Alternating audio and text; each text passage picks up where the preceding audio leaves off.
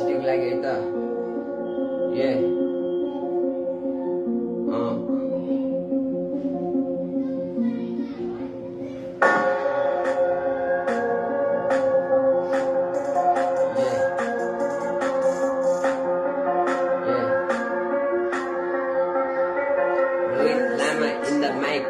दिमागमा शब्दको भारी कलम र कापी छ आँखा अगाडि शब्दले लेख्छु कलम छ माथि अब यहाँ पर्दैन कसैले माथि खेलको हजुरको त पर्यो नाति मेरो खुट्टा नतानेकै जाति फेरि होला नि तेरो बर्बादी मेरो नि टन्नै छ जान्ने साथी भाइ दिमागमा शब्दको भारी कलम र कापी छ आँखा अगाडि शब्दले लेख्छु कलम छ माथि अब यहाँ पर्दैन कसैले माथि खेलको हजुरको त पर्यो नाति मेरो खुट्टा नतानेकै जाति फेरि होला नि तेरो बर्बादी मेरो नि टन्नै छ जान्ने साथी भाइ ल खेल भयो सुरु यो खेल त तैँले चाल्यो तर म पर्यो गुरु मलाई ढलाउनलाई योसँग बाँच्छ तर मसँग छ एकाको दुरुप तब पनि मुझे खोसेर खान्छ एकाको अगाडि काम छैन बाँच्छ बुझी जात नौकरी फाइपिरो शब्दले मार्ला गयो बेकारमा खेल हाम्रो धेरै खतरा मुजी सक्दैन कसैले जित्न यसलाई ढलाउनलाई मेरो शब्दले काट्छ पर्दैन साथी हो पिट्न मैले के काम गरिरहेको भाइ त्यो कामलाई राम्रोसँग मुजी हेरेर सिक्न खुट्टा तान्ने काम नगर ल फेरि बाध्य पर्ला तेरो घरमा चिर्न ल लाग्दैन डरको जस्तो त दर्शन आइने एक्लैले पेलिदिन्छु मुजीलाई ल्याम्पमा काटेर ताल परे 20 वर्ष जेल पनि छिर्दिन्छु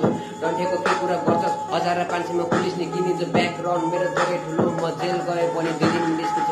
मान्छेमा खतरा त्यसैले मसँग नगर ठट्टा मेरो साथीभाइहरू जानिन तयार छ रोहितले दुःख पर्दा त्यसैले जिस्किन नआएछ भाइ फेरि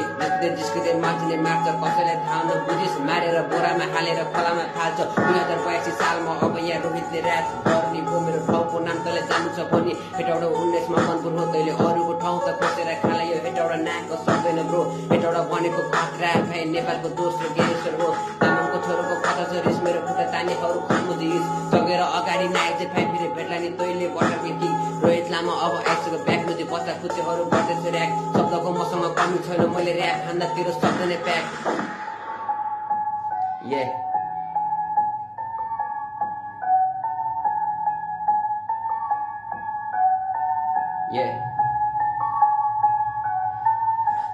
दिमागको शब्दको भारी कलम र